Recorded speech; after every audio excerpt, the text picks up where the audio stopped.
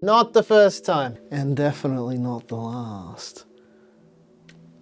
Oh yeah! I'm Nick, and this is a new case. Well, this is actually not a new case. This is the Fractal North. It is very, very aesthetically pleasing. Kind of a new case from Fractal called the Epoch. What it is the Fractal North with a new front panel. They've taken away the wood. How do I know this? Let's find out. This video is brought to you by VIPSCDkey.com. Have you ever installed Windows 11 only to see the watermark of death? You don't need to fork out a couple of $100s for a key. You can grab one from today's video sponsor, from VIPSCDkey.com for a tenth of the price. You can use our code GEAR to get 30% off for this month only. How good is that? That takes that already cheap Windows 11 key and makes it even cheaper. It's easy as placing your order. Bingo bango. You've got your new key on your orders page. You chuck that key into the activation screen and you're good to go. No more watermark of death. Use code GEAR to get 30% off for this month only. Link in the description. On with the video. Back to you, Nick. Before we get inside and remove any of the panels, I want to show you guys something. I prepared this one earlier. Ready? Okay, here are some panels from the Fractal North, right? Here's the mesh side panel from the Fractal North on the Studio PC. Look at that. Fits perfectly on the Epoch. And if you really wanted to, you could take off the North's front panel, put the Epoch's front panel in the North, because the Epoch is the Fractal North. And I don't think Fractal's trying to hide that at all. See this facial expression? That should tell you everything you need to know. The Fractal Epoch is the exact same dimensions as the Fractal North, being 447mm deep, 215mm wide, and 469mm tall. The top of the case has a USB Type-C port, two USB Type-A ports, a combined headphone and microphone jack, and a power button with a combined power LED. As for wiring, we've got the front panel connectors for the lights and switches. We've got a 3-pin 5V addressable RGB connector and a PWM fan connector for the daisy-chained included fans in this model, the USB Type-A cable, a USB Type-C front panel cable, and the front panel audio cable. To get inside the Epoch, it's exactly the same as the Fractal North. There's two captive thumb screws on the side TG panel.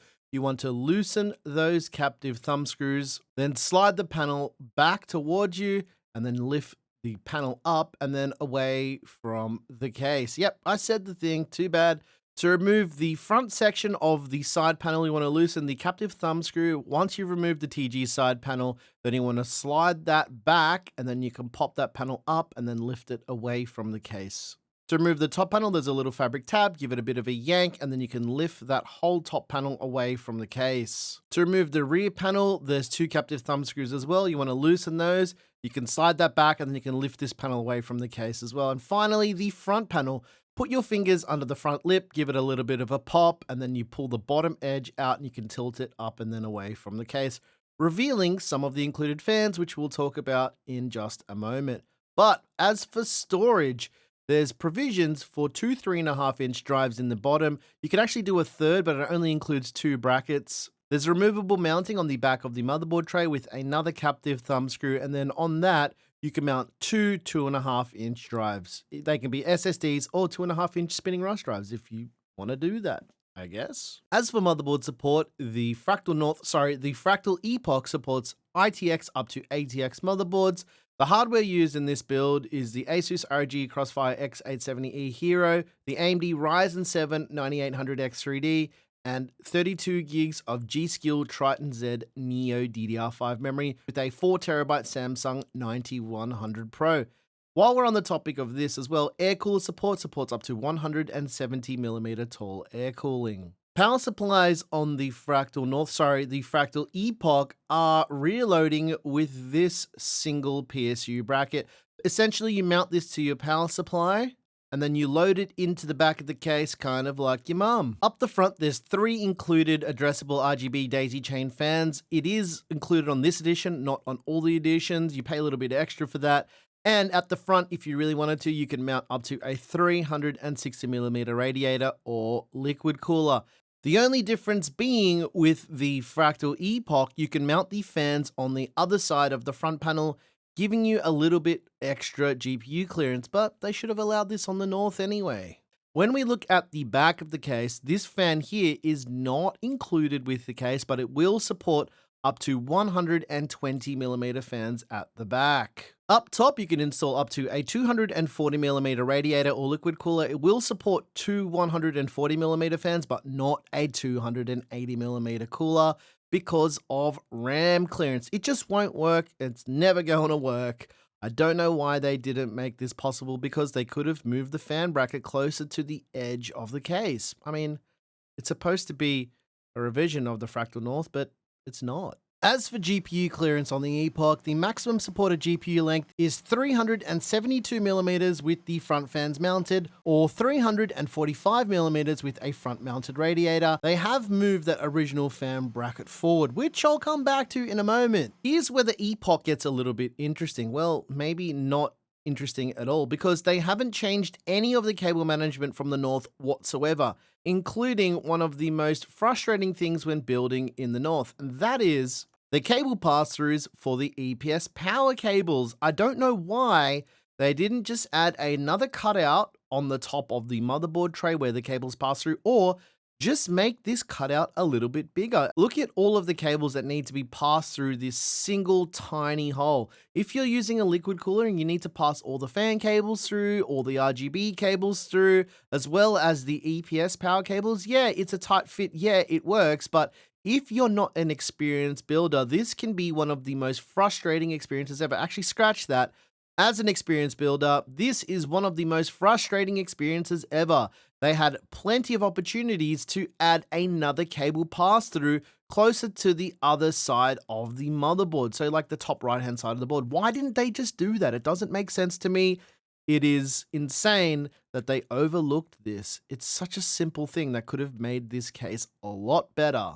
That said, the cable management overall is okay. It's perfectly adequate, but it could have been improved. And that is the biggest letdown for the Epoch for me. Anyways, let's put it all back together. And yeah, let's look at some B-roll, I suppose.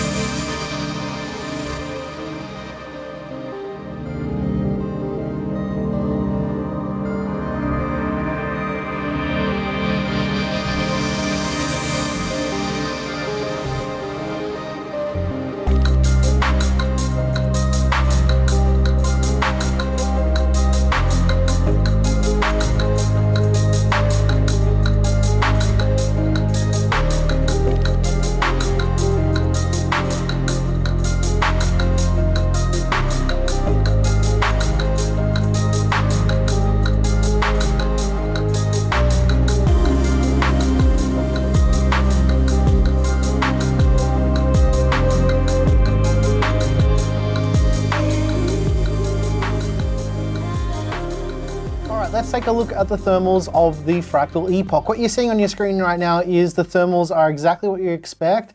They're perfectly adequate for a 9800X3D and this RTX 5080 Founders Edition. Nothing really to report here, considering this case is exactly the same as the Fractal North without a wooden front panel. It's got a mesh front panel. Almost nothing is different with the design whatsoever. I'm not kidding, they basically just changed the front panel and the top slash front IO on the top, but everything else is a direct swap from the North. You can get North panels like I showed, just chuck them on there and just turn this into a North if you want, in actually kind of a cool gray color if I'm being honest. Now it's not to say that that's a bad thing, because the North was a great case, but it had a whole lot of shortcomings, and I took some notes while I was reviewing everything and going through and just kind of gathering my thoughts on this, because we've been working on this video for a few days now. So first of all, there's no combined front panel connector for all the wiring on the case, which I think is a little bit strange, considering it's almost standard across every single case. Now, look, it's no big deal considering that this only has a power light and a power switch and no reset button, so it's fine. The next thing is the EPS power cutout on the top. I know I probably already talked about this in the video, but surely they could have made it bigger or added another hole at the top of the motherboard tray. It just doesn't make sense. Like, what's the point of doing all of this without making some improvements from the North? Like, that was everyone's biggest complaint with the North, was the EPS power cable cutout. It's it's a little bit lazy, if I'm being honest. You had an opportunity to really make this stand on its own from the North, and you've just made the same thing over again, which kind of annoys me. The next thing is what I think is maybe the biggest issue with the Epoch is I think Fractal may have overestimated how many chassis to create because the North was selling so well, and they created and built too many chassis and had to do something to sell them. And that's probably the only way, is to make a whole new case without changing anything. This is underneath a 1-for-1 exact Fractal North. It's Editor Nick here, much later on after filming all of that. I just wanted to share this with you because I forgot to mention this in the video, but they did make one change to the chassis itself, and that is they changed the offset of the front fans because the North's offset is sunken and this offset is closer to the front panel because of the new design of that mesh front panel, which means if you want to put the North's front on here, it won't work, mainly because, you hear that sound? Mainly because the fans sit too far forward. Now, if you were to put the fans on the other side of the panel, it would work without a problem. So I think what they're doing is they don't want people to buy the North's chassis at a cheaper price and then just put the wood panel on front. Yeah, how weird is that? It's so strange. But what's not strange is the real reason why they moved the fans forward. And I think I may have had something to do with this, given we did a North build not too long ago, well, probably in the correct amount of time since retooling this case a little bit, that they could do it with the GPU, especially 50 series cards not fitting in the North. So let me just show you this in kind of real time as to why I think the front fans have now been pushed forward. They love YouTube. I can always come back and correct myself at another time to show you if I was in fact right or wrong. And the reality is, it's a little bit of both on this occasion, ladies and gents. But let me just show you why they've done this. Because of the increased GPU clearance with the Epoch, it will now allow you to install these insanely huge graphics cards, no problems whatsoever. Whereas this was not possible with the North. Sorry, this is a very awkward angle. This has really got me thinking about the history of Fractal and what they've done with their cases. The Epoch in the North is not the first time they've done this. They did it with the Define series and the Meshify series. They did it, yeah, basically with all of them forever. So the fact that they've kind of recycled the chassis and turned it into something new, it's not news for Fractal. But again, they could have made the biggest change, and that is that god-awful EPS power cable cutout. I'm gonna keep coming back to that because for me, that's the most annoying thing. It's not the first time, I forgot. Come on, man, it's been a while. Been doing this computer thing for a long time and sometimes I forget. Again, I don't think this is necessarily a bad thing considering the Fractal North was an excellent case. Don't get me wrong, I use a North in the studio. It's a good case, but them just not making a few slight improvements, it's strange. The EPS power cable thing is the biggest thing for me, especially when you're building with the liquid cooler in this. Having all of the cables being passed back through or like having to organize them or not being able to run them on the back side of the motherboard, training them back into the case without another hole, is just weird. They could have changed the tooling slightly and just done it that way, but I get it. I really understand what happened here. This is how I know that they had too many of these chassis. They had to move them somehow. And that's the only way to do it. Just create a new case and build some hype around it again. True thoughts on the Epoch, other than it being just a front paneled Fractal North. I actually kind of like the front panel design not being wood, and on its own, this case looks really nice. So there is that. You know, people are going to throw shade on it and hate the Epoch because it's basically a Fractal North, but I still think it looks really good. Just one of those things, right? Sometimes you sacrifice a little bit of common sense for something of beauty. That was kind of the North in a nutshell, right? It was a beautiful case, did some things a little bit strange, and some sacrifices were made, but overall not a horrible case. There've been way worse cases than this one. The Epoch I like it. This kind of leads us into the next thing, guys, and that's the price, which isn't really that bad. $99 US for the version without the fans and $119 with the fans.